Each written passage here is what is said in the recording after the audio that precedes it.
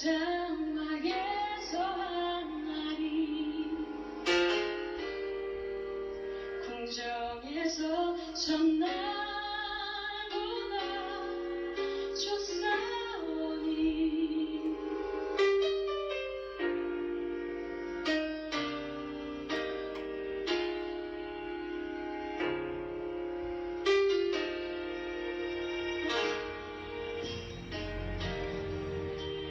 주의 성산에서 한 날이 궁궐에서 첫날보다 좋사오니 나의 영혼 주님을 기뻐해 주의 사랑 늘 완전케 하네 주의 사랑 늘 새롭게 하네 끝이 없는 주의 사랑하니 내 영혼 자유케 하시네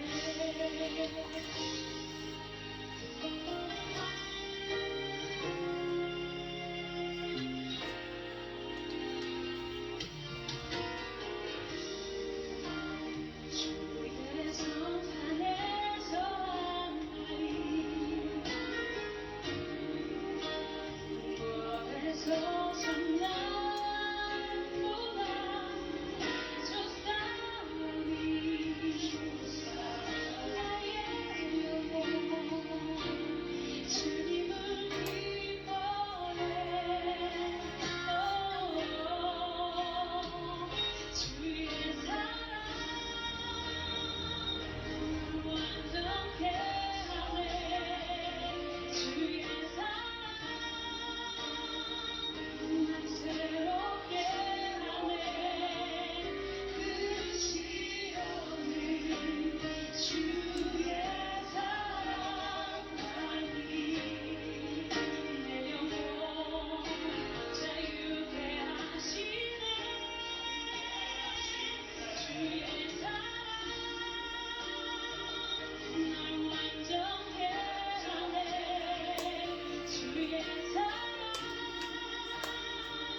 날 새롭게 하네 오 주님 나의 삶을 통해 수상 나가게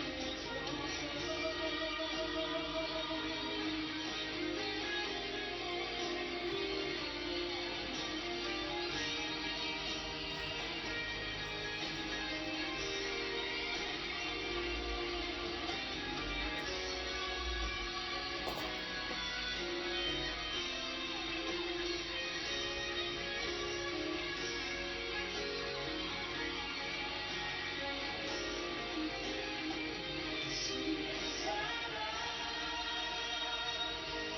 완전케 하네 주의 사랑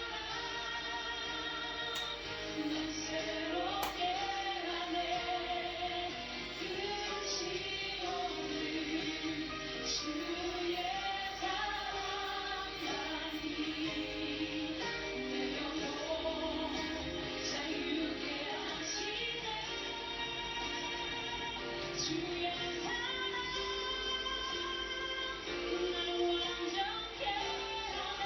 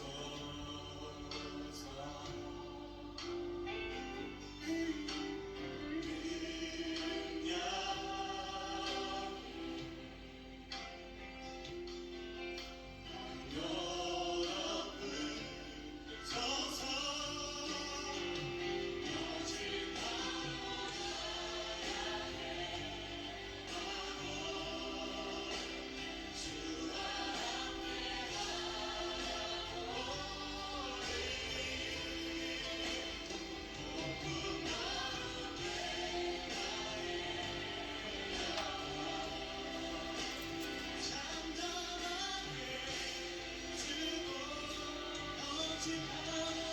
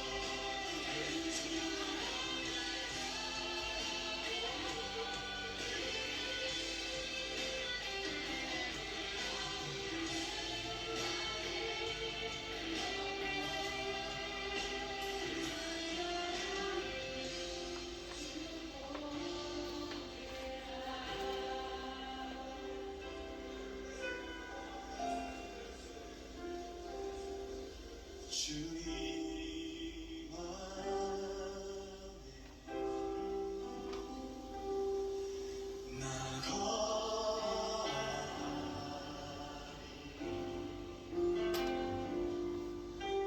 주는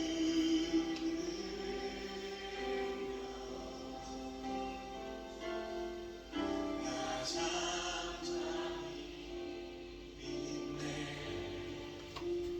거신 파도가 향해 와도 주와 함께 나오리니 높은 가운데 나의 영혼 잠잠하니 주보 거신 파도 거신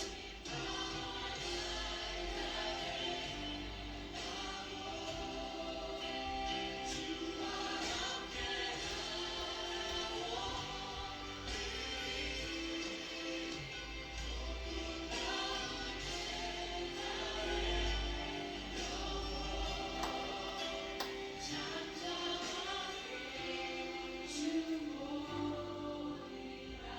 지금 한 번 더 우리가 기도하며 나아가길 원합니다. 주님, 우리에게 허락하신 이 시험과 우리의 삶의 문제들 가운데 우리가 주님을 보길 원합니다.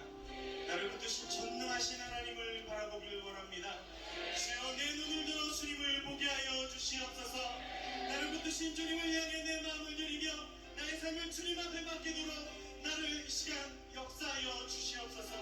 시간 다같이 주님의 이름 한번 부르며 기도하겠습니다.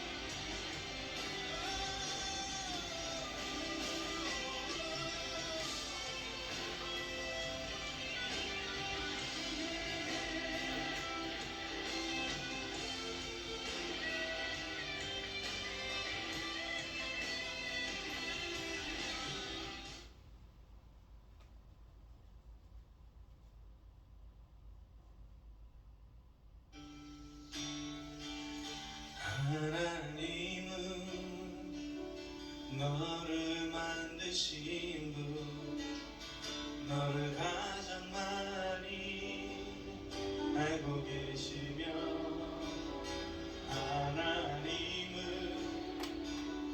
너를 만드신 분, 너를 가장 깊이 이해하신단다. 하나님은 너를 지키시는 분, 너를 절대 포기하지 않으며, 하나님은 너를 지키시는 분, 너를 쉬지 않고 지켜보신단다. 그의 생각 셀 수 없고, 주의 자비 무궁하며, 그의 성실 날마다 새롭고, 그의 사랑 끝이. 하나님은 너를 원하시는 분, 너를 원하시는 분, 이 세상 그 무엇 그 누구보다 하나님은 너를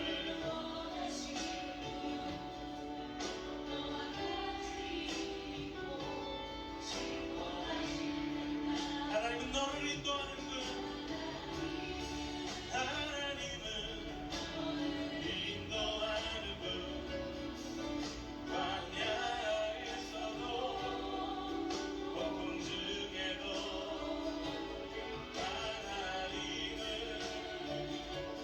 너를 인도하는 분, 푸른 초장으로 인도하신단다.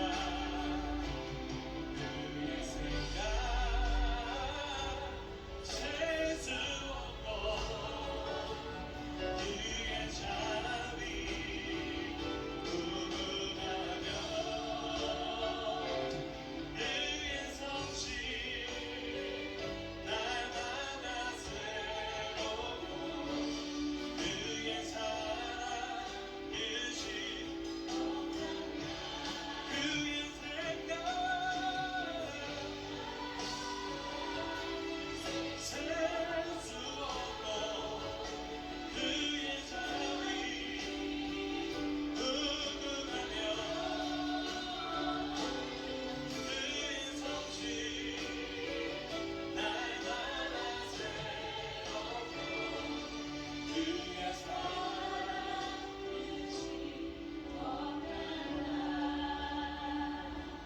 그의 생각 셀 수 없고, 그의 자비 무궁하며, 그의 성실 날마다 새롭고, 그의 사랑 끝이 없단다. 주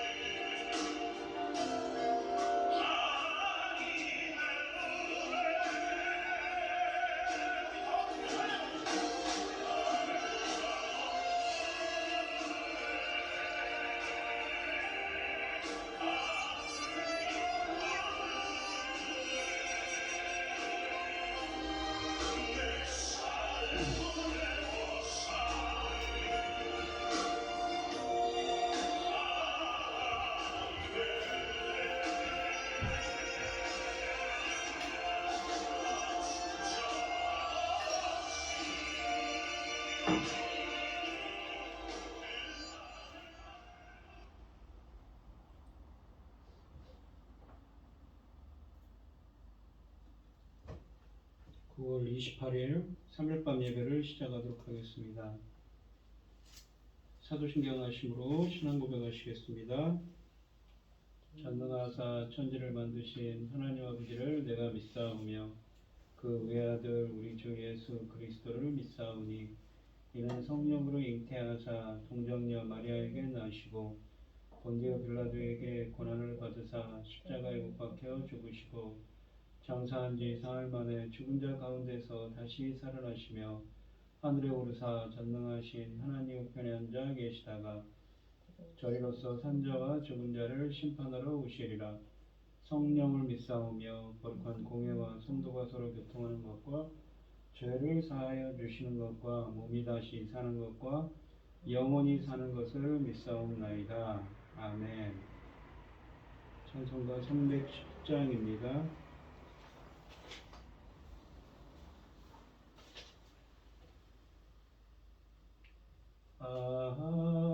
하나님의 은혜로 있을 데 없는 자 왜 구속하여 주는지 난 알 수 없도다.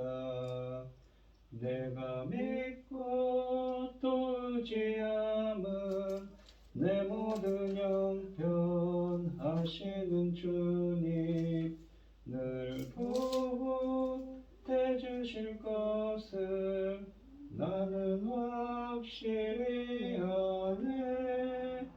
왜 내게 굳센 믿음과 또 복음 주셔서 내 마음이 항상 편한지 난 알 수 없도다. 내가 믿고 또 의지함은 내 모든 형편 아시는 주님 늘 보호해 주실 것을 나는 확실히 아네. 왜 내게 성령 주셔서 내 마음 감동해 주 예수 믿게 하는지 난 알 수 없도다. 내가 믿고 또 의지함은 내 모든 형편 아시는 주님 늘 보호해 주실 것을 나는 확실히 아네. 주 언제 강림하실지 옥밤에 홍낮에 또 주님 만날 그것도 난 알 수 없도다. 내가 믿고 또 의지함은 내 모든 형편 아시는 주님 늘 보호해 주실 것을 나는 확실히 아네. 아멘. 오늘 함께 하실 하나님의 말씀은 이사야서 3장 13절로 4장 6절 말씀입니다. 이사야 3장 13절로 4장 6절입니다. 교독을 하겠습니다. 제가 먼저 읽겠습니다. 성경 교독을 하시고 고영기 집사님 기도해 주시겠습니다. 여호와께서 변론하러 일어나시며 백성들을 심판하려고 서시도다. 여호와께서 자기 백성 이 장로들과 고관들을 신문하러 오시리니 포도원을 삼킨 자는 너희이며 가나안 자에게서 탈취한 물건은 너희 집에 있도다. 어찌하여 너희가 내 백성을 짓밟으며 가난한 자의 얼굴에 맷돌질하느냐. 주 만군의 여호와 내가 말하였느니라 하시도다. 여호와께서 또 또 말씀하시되 시온의 딸들이 경험하며 느린 목정을 통하는 눈으로 다니며 아기작거려 걸으며 발로는 쟁쟁한 소리를 낸다 하시도다. 그러므로 주께서 시온의 딸들의 정수리에 딱지가 생기게 하시며 여호와께서 그들의 하체가 드러나게 하시리라. 주께서 그날에 그들이 장식한 발목 고리와 머리 망사 반달 장식과 귀 고리와 팔목 고리와 얼굴 가리개와 화관과 발목 사슬과 띠와 향압과 호신부와 반지와 코 고리와 이룩과 겉옷과 목도리와 손주머니와 손 거울과 세마포옷과 머리 수건과 너울을 제하시리니 그때 썩은 냄새가 향기를 대신하고 높은 띠를 대신하고 대머리가 숱한 머리를 대신하고 굵은 베옷이 화려한 옷을 대신하고 수치스러운 훈제의 아름다움을 대신할 것이며 너희의 장정은 칼에 너희의 용사는 전란에 망할 것이며 그 성문은 슬퍼하며 곡할 것이요 시온은 황폐하여 땅에 앉으리라. 그날에 7 여자가 한 남자를 붙잡고 말하기를 우리가 우리 떡을 먹으며 우리 옷을 입으리니 다만 당신의 이름으로 우리를 부르게 하여 우리가 수치를 면하게 하라 하리라.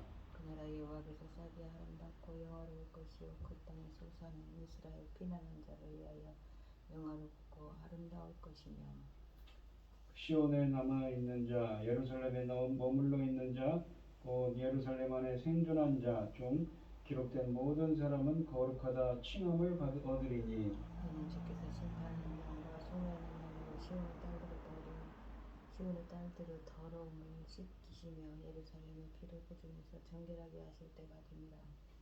여호와께서 거하시는 온 시온 산과 모든 지폐 위에 낮이면 구름과 연기 밤이면 화염의 빛을 만드시고 그 모든 영광 위에 덮개를 두시며 또 조막 위에 있어서 낮에는 더위를 피하는 그늘을 지으며 또 풍우를 피하여 숨는 곳이 되리라. 아멘.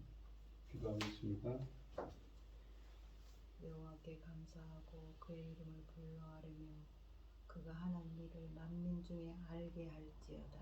아멘. 그에게 노래하며 그를 찬양하며 그의 모든 기이한 일들을 말할지어다. 그의 거룩한 이름을 자랑하라. 여호와를 구하는 자들 마음이 즐거울지로다. 여호와여 그의 능력을 구할지어다. 그 얼굴을 항상 구할지어다. 아멘. 그는 여호와 우리 하나님이시라. 그의 판단이 온 땅에 있도다. 천지를 지으신 전능하신 하나님 아버지, 어리석고 부끄럽고 없는 저희를 자녀 삼으시고 아버지의 사랑 가운데 살게 하심을 감사드립니다. 어지럽고 복잡한 이 세대 세상에서도 이 시간 하나님께 예배드릴 수 있도록 인도하시니 감사합니다.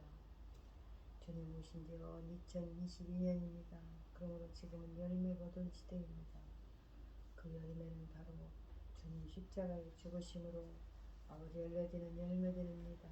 이 중차대한 시대에 저희 나라를 제사장 나라 삼으셨으니 천국 같은 이 삶을 감당하고 아버지 앞에 갈 수 있게 도와주시옵소서.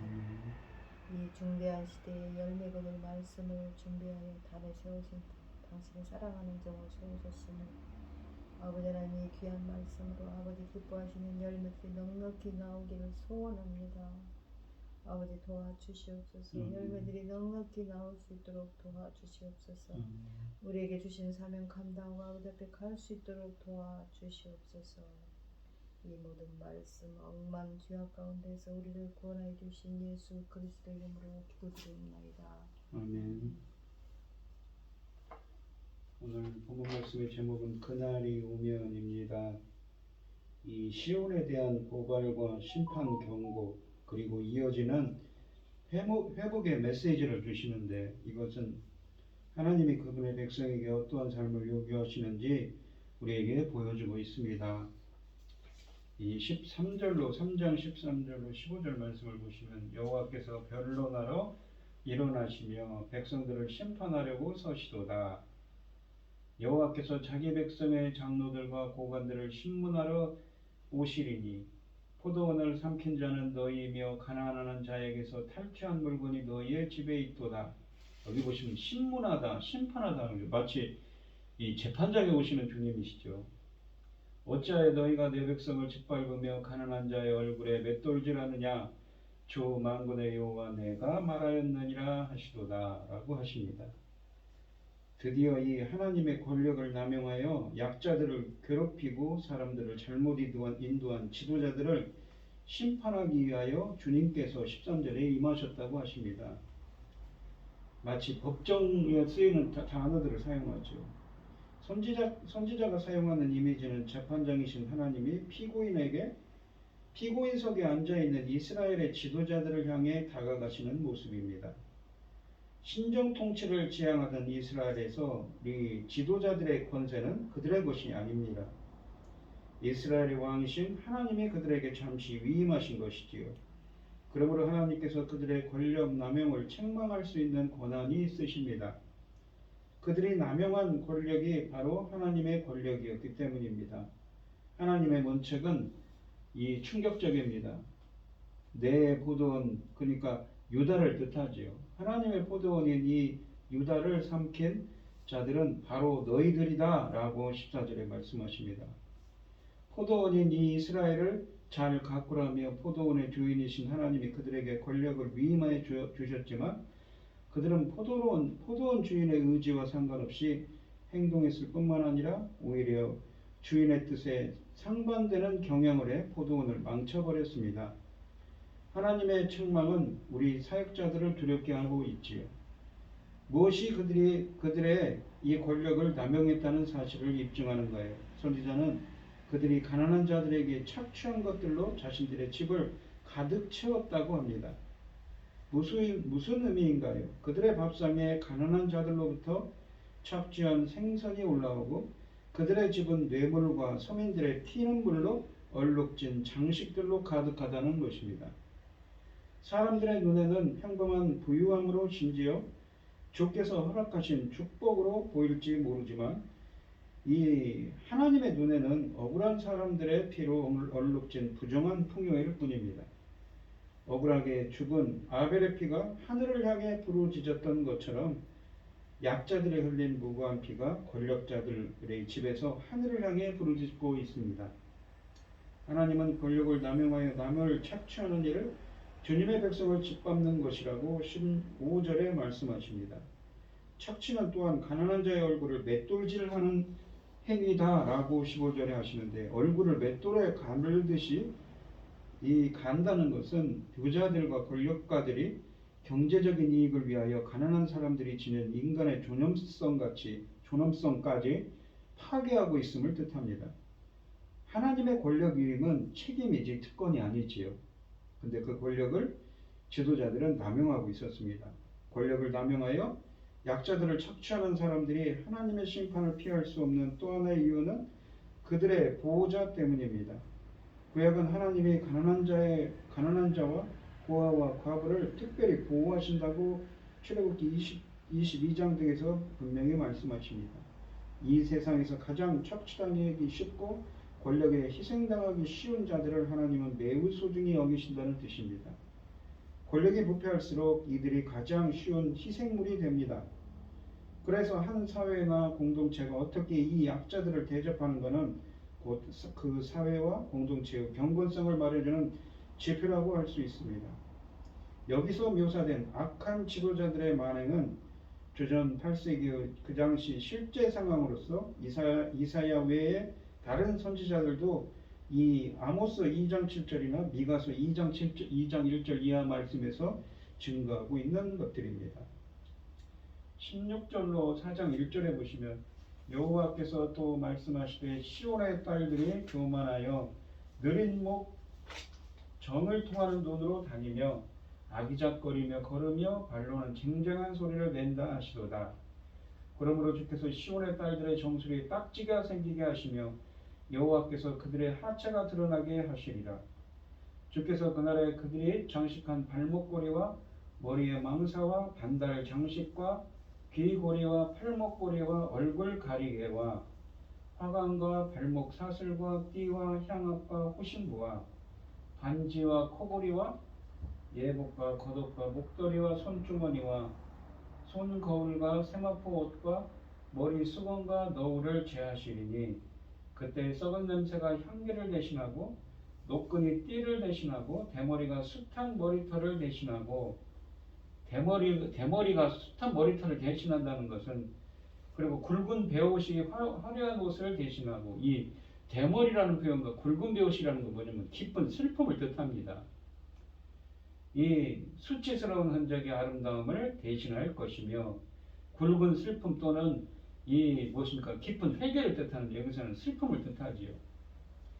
너희의 장정은 칼에 너희의 용사는 전란에 망할 것이며 그 성문은 슬퍼하며 곡할 것이요 시온은 황폐하여 땅에 엎드리라. 그날에 일곱 여자가 한 남자를 붙잡고 말하기를 우리가 우리 떡을 먹으며 우리 옷을 입으리니 다만 당신의 이름으로 우리를 부르게 하여 우리가 수치를 면하게 하라 하리라 라고 되어 있습니다. 이 16절부터 4장 1절까지는 시온의 딸들 곧 예루살렘 여인들 넓게는 유다 여성들의 이 교만과 음란과 사치에 대한 심판이 있을 것임을 보여주고 있습니다. 2장 6절부터 시작된 대조가 이곳에서도 계속됩니다. 본문은 인간이 스스로 이룩한 영화가 하나님에게는 인간의 어리석음과 낮음을 입증하는 것으로 밖에 여겨질 수 없음을 강조합니다. 인간 죄악의 근본 원인은 자신을 높이려는 교만에 있습니다. 무릇 스스로 높이는 자는 낮아질 것이란 말씀이 생각납니다. 이 아모스서 4장 1절로 3절, 예레미야 44장 15절로 30절에도 언급된 내용으로서 이스라엘의 부유층 여자들에 관한 것입니다.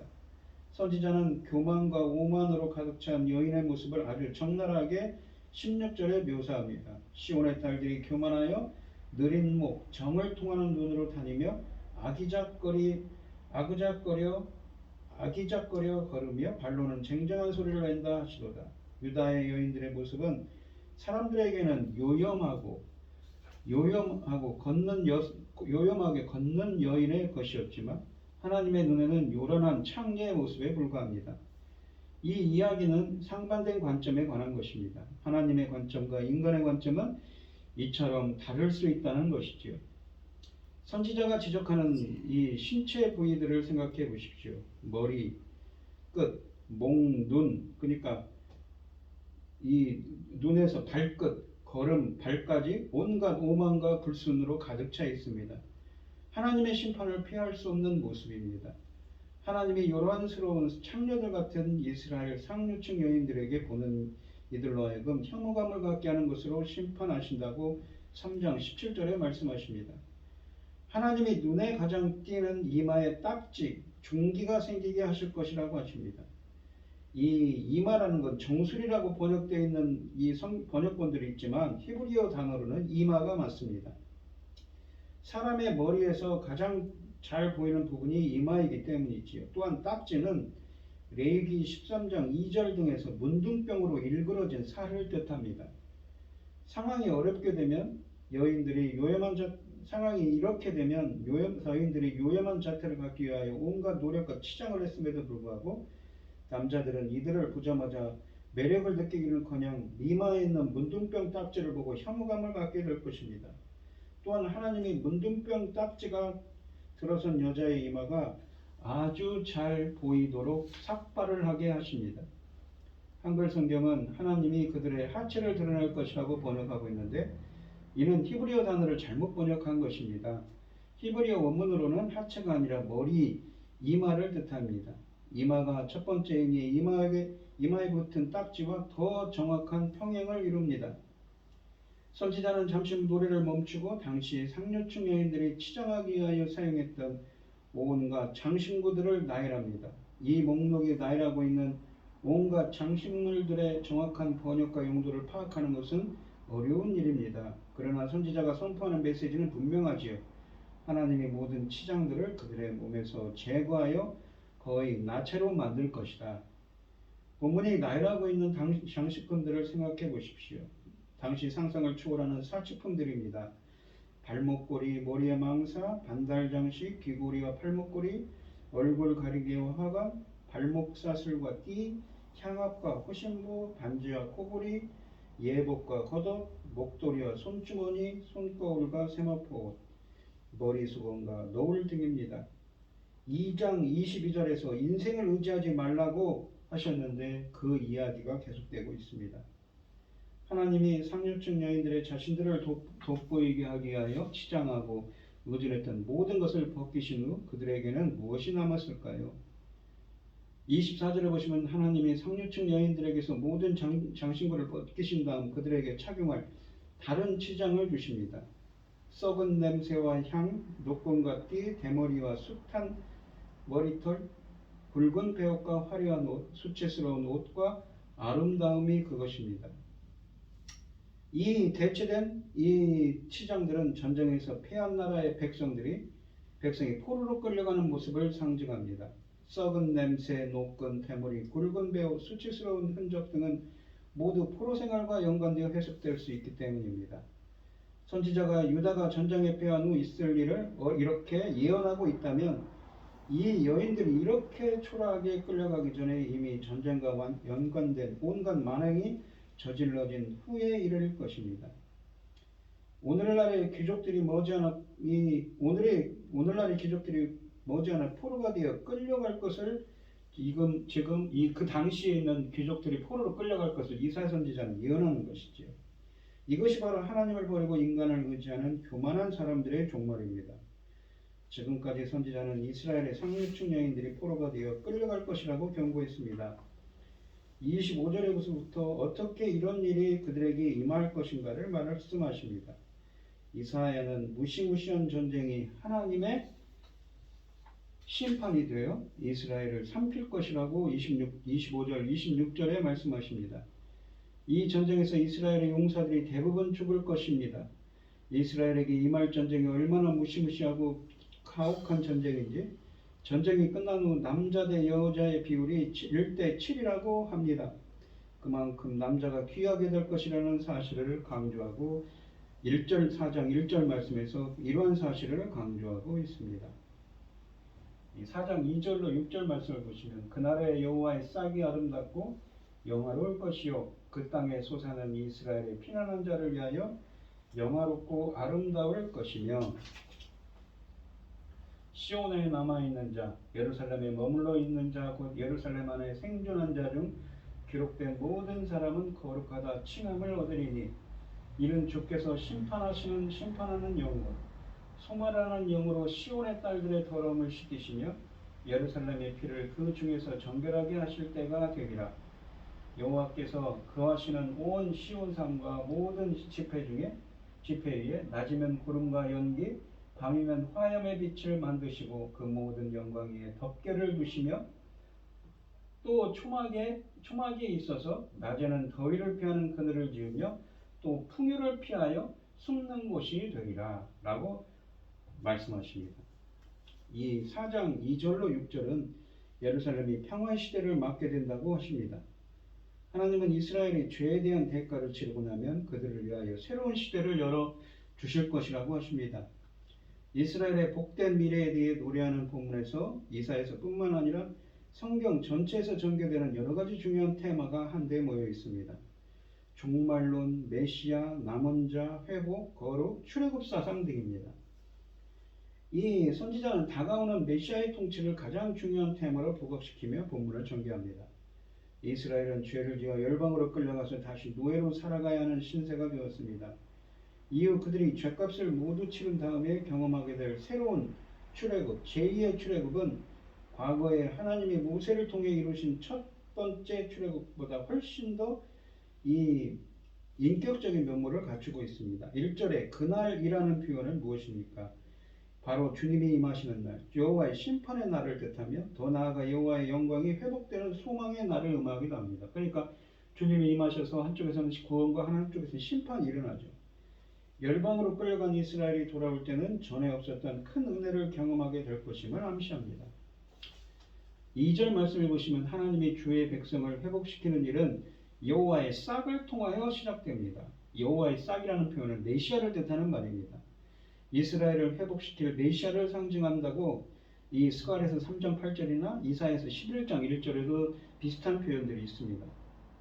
성취된 사역으로서 그리스도는 땅에 떨어져 죽을 하늘의 미랄이 되셨다고 요한복음 12장 24절에 또한 말씀하시죠. 오늘 본문의 2절 말씀에 땅의 솟아는 그래서 메시아이신 여호와의 싹이신 메시아의 출현으로 나타날 새로운 창조 질서입니다. 곧 공의와 정의로 세상을 다스릴 메시아는 이새의 줄기에서 피어난 싹이라고 11장 1절에서 말씀하십니다. 온 인류에게 죄사함과 치유를 가져다줄 이사야의 순환받는 종 역시 싹으로 표현된다고 53장 2절에서 또한 말씀하십니다. 예레미야 역시 예레미야서 23장 5절에서 앞으로 오실 메시아를 다윗의 싹스로 표현합니다. 예레미야서 33장 15절에서 나오지요. 스가랴 선지자는 스가랴서 3장 8절과 6장 12절에서 여호와의 종의 싹에 대해 예언을 남겼습니다. 이렇게 선지자들은 이미 오래전부터 싹을 뜻하는 단어들로 메시아를 표현하는데 익숙해져 있었던 것입니다. 이 싹은 아름답고 영화로웠다고 2장 하반절에 말씀하십니다. 선지자는 2절 하반절에 말씀하십니다. 선지자는 이사야서 2장에서 인간이 스스로 아름다워지고 영화로워지려는 것은 그러한 모든 노력을 강력히 비난했습니다. 또한 3장에서는 시온의 딸들이 자신들을 영화롭고 아름답게 보이려고 많은 노력을 했지만 역시 이들의 노력도 헛된 것이었습니다. 2절 본문에서는 인간이 그렇게 추구하던 아름다움과 영광이 메시아의 것이 될 것임을 선언하십니다. 또한 하나님은 2장과 3장에서 인간이 모든 아름다움과 영광을 경멸과 멸시로 바꾸셨는데 이러한 배경에서 이 싹이 아름다움과 영광을 한 몸에 받는 것을 보면 이 싹이 범상치 않은 분이라는 것을 쉽게 짐작할 수가 있습니다. 또한 이 메시아와 함께하는 자들은 땅의 소산들 중 가장 아름답고 풍요로운 것을 먹게 될 거라고 2절 하반절에 말씀하십니다. 선지자가 첫 번째 메시지에서 이스라엘이 회개하면 타국으로 끌려가지 않고 땅에서 나는 가장 좋은 소산을 먹을 것이라고 했던 말씀 1장 19절에 있는 말씀을 생각나게 합니다. 본문에 있는 4장 3절에서 선지자는 시온에 남아있는 자들에 대하여 말하는데 남은 자라는 말은 구약신학에서 큰 줄기로 흐르는 남은 자 사상이 여기에 나타납니다. 하나님께서는 우리를 구원하시기 위한 그의 구속사역에서 항상 자신들이 구원하시기로 약속하신 하나님의 백성들을 남겨두셨고 그들을 통해 역사하셨습니다. 예를 들면 노아 시대에는 노아의 가족 창세기 7장이 나오지요. 엘리야 시대에는 바알에게 무릎 꿇지 않은 7,000명이 있었습니다. 또한 이 다니엘서 4장 15절에는 포로 시대의 남자들이 있지요. 이러한 자들을 통해서 주님은 역사하셨습니다. 그리고 그 남은 자는 열방 중에서도 있어 신약의 교회를 이루게 됩니다. 본문에서 시온과 예루살렘에 남아있는 자들 중 기록된 자들이라고 또한 합니다. 즉 전쟁과 환난에서 생존한 모든 사람들이 아니라 그들 중 일부에 불과하다는 것이죠.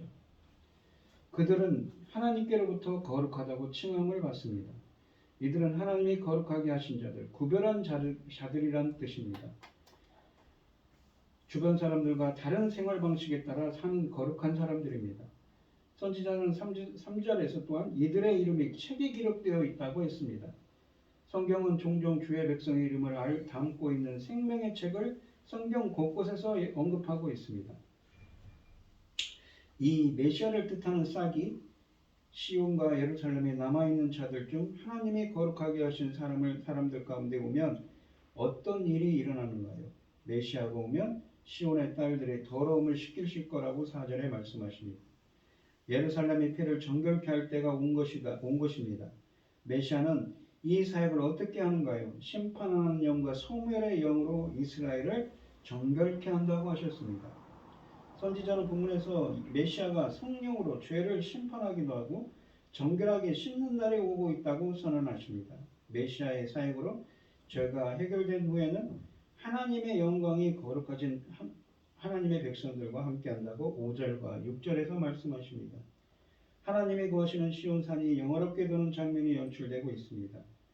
예루살렘의 영광은 1절과 4절을 연상케 합니다. 2장 1절과 4절을 연상케 합니다. 더 구체적으로는 제2의 새로운 출애굽의 영광입니다. 이 출애굽의 영광을 지원하는 일에서 이 강조되는 것은 하나님의 창조 사역입니다. 이 본문은 하나님이 구름과 불기둥을 만드신다라고 5절에 표현했는데 이 만드신다는 말이 히브리어로 바라, 그러니까 창세기 1장에 쓰여져 있는 창조를 뜻하는 말입니다. 창세기 1장에서 여러 차례 사용된 이 동사는 성경에서 오직 하나님의 창조 사역과 연관되어 있습니다. 본문에서 묘사하고 있는 이러한 새로운 출애굽은 하나님의 새로운 창조 사역인 것입니다. 처음 출애굽 때 하나님은 예루살렘 이스라엘에게 낮에는 구름기둥, 밤에는 불기둥을 출애굽기에서 주셨지요. 출애굽기 13장 21절 22절에서요. 낮에는 내리쬐는 햇빛으로부터 그들을 보호하기 위하여 구름기둥을 주셔서 그늘을 주셨고 밤에는 사막의 추위에서 그들을 보호하기 위해 불기둥을 주셨습니다. 옛 출애굽 사건은 하나님의 영광이 장막에 천막으로 재현되었으며 이스라엘 사람들이 독점했으나 새 출애굽이 실현되면 시온에서 그를 경배하는 모든 사람들, 이방인들을 포함해서 뿐만 아니죠.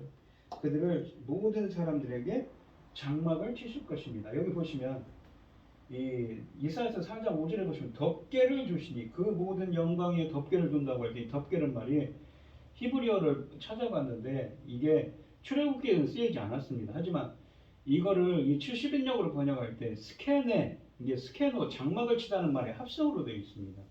그러니까 이 개역성경이 있지 않습니까? 이전에 번역된 개역성경은 장막을 치신다는 표현을 썼습니다. 그러니까 이 출애굽기에 보시면 그 이스라엘 백성들이 이 성막을 하나님의 집으로서 거하신 처소로 성막을 치신 것처럼 모든 영광 위에 우리들 위에 그 이스라엘 백성들이 새 출애굽을 하고 그들 위에 장막을 치신다는 표현인 거죠. 우리가 계시록 주일 설교에도 저저번 주에 한번 봤는데 계시록 7장 9절로 17절에 있는 말씀처럼 또 요한복음 1장 14절처럼 새 출애굽에 대한 이야기를 하고 있는 것입니다. 본문은 하나님의 심판 목적을 옛 출애굽 사건은 하나님의 영광이 장막의 천막으로 재현되었으며 이스라엘 사람들이 독점했지만 새 출애굽을 실현해서는 이 시온에서 그를 경배하는 모든 사람들을 보호하실 것입니다. 온 도시에 보호막이 쳐져서 또한 주님이 계시는 시온은 폭풍과 비를 맞는 사람들이 피하는 피난처가 됩니다. 본문은 하나님의 심판 목적을 잘 나타내주고 있습니다. 앞으로 이 백성에게 임할 심판은 결코 하나님이 이들을 버렸다는 의미가 아닙니다. 더 좋은 것을 주시기 위한 과정이지요. 거룩하신 하나님은 죄지은 백성과 함께 거하시기 위해 그들을 심판하시고 그들을 시험하십니다. 그들의 죄 문제가 해결되어야만 하나님이 그들 중에 거하실 수 있기 때문입니다. 심판 이후 하나님의 영광이 그들과 함께하고 그들을 보호해 주십니다. 이 4장 6절에서 초막으로 번역된 히브리어 단어는 수카라고 합니다. 이 단어는 초막절에 사용되는 단어이기에 이 구절은 종말에 지켜질 초막절을 연상시킵니다. 초막절이라는 건 뭐냐면 이 연유가 뭐냐면 원래 유래가 출애굽을 한 이스라엘 백성들이 자신들이 이렇게 천막을 치고 이렇게 하나님께서 광야길에서 그 고난길을 광야의 그런 거친 길 가운데서 보호하신 그 하나님을 생각하며 초막을 짓고 이스라엘 사람들이 일주일간 지내면서 그 하나님의 은혜를 기념하는 절기죠. 이 초막으로 이 스갈에서는 그래서 이 종말에 지켜질 초막절을 연상시킵니다. 그래서 스갈에서는 종말의 초막절을 지킬 때 이스라엘뿐만 아니라 열국이 예루살렘을 찾아올 것을 예언한 것입니다. 예루살렘을 지켜왔던 이방 나라들 중에 남은 자가 해마다 올라와서 그 왕 만군의 여호와께 경배하며 초막절을 지키는 것이죠. 그러니까 그 구원의 은혜를 찬양하며 감사 예배를 드리는 겁니다. 그러므로 이 4장 6절은 종막에 회복될 시온에 거하는 남은 자가 이스라엘뿐만 아니라 열국에서도 나올 것을 가르쳐주고 있습니다. 오늘 본문 말씀을 보시면 아까도 설명드렸듯이 2장 5절부터 4장 1절까지 유다가 하나님의 징계를 받아 멸망할 것을 말했습니다. 그렇다면 이 또한 반대로 4장 2절에서 6절은 하나님께서 자신을 신실하게 믿는 종들에게 낙심하지 않도록 소망의 메시지를 선사주셨습니다. 유다가 비록 죄로 인해 더럽혀졌다 할지라도 하나님께서 예루살렘을 다시 정화시켜 회복되도록 하신다는 것이지요. 이것은 전적으로 하나님의 은혜입니다. 하나님께서 그 성령으로 소멸하는 영으로 함께 하신다고 하시지 않습니까?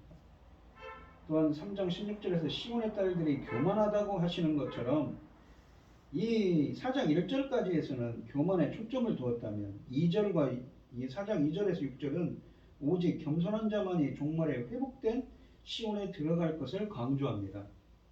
종말의 하나님은 교만하여 공의와 의를 이루지 못하는 시온의 딸들의 더러움을 씻고 시온을 회복하실 것입니다.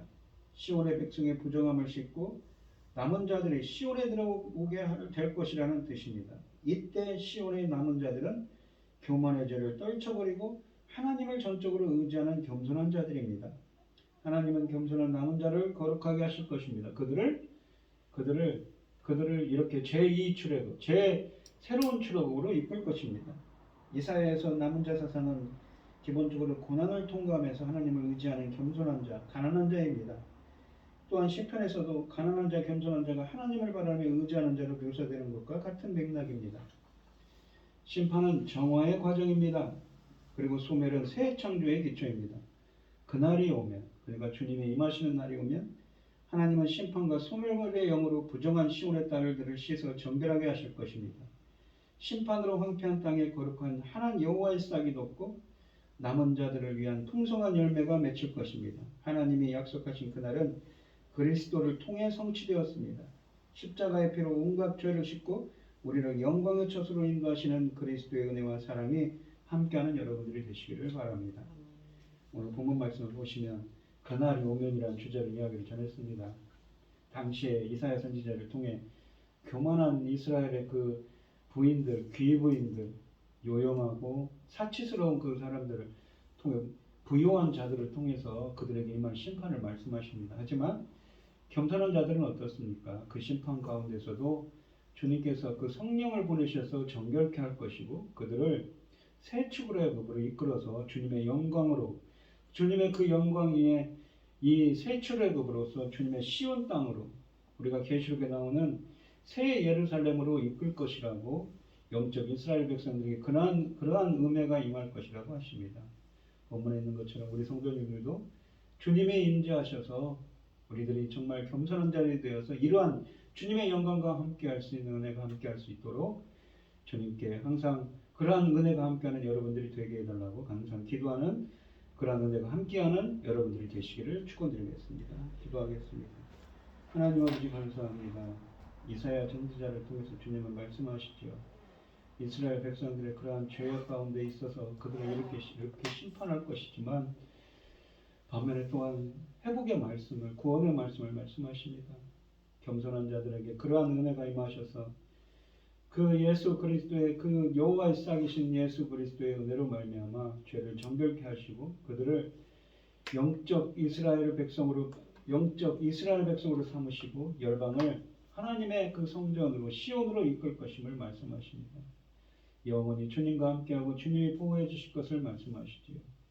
저희들에게도 이러한 임해가 임할 수 있도록 주님께서 그 날, 주의 날이 임하여 주셔서 주님을 만나고 양의 목자이신 주님의 인도하심을 따라서 주님의 영광과 함께하는 그날을 소망하는 그러한 은혜가 함께하는 저희들이 되게 하여 주시옵소서. 이 모든 말씀 거룩하신 예수님의 이름으로 기도합니다. 아멘. 찬송가 212장을 하시고 축도하심으로 오늘의 예배를 마치겠습니다. 겸손히 주를 섬길 때 괴로운 일이 많으나 구주여 내게 힘주사 잘 감당하게 하소서. 인자한 말을 가지고 사람을 감화 시키며 갈 길을 잃은 우리를 잘 인도하게 하소서. 구주의 귀한 인내를 깨달아 알게 하시고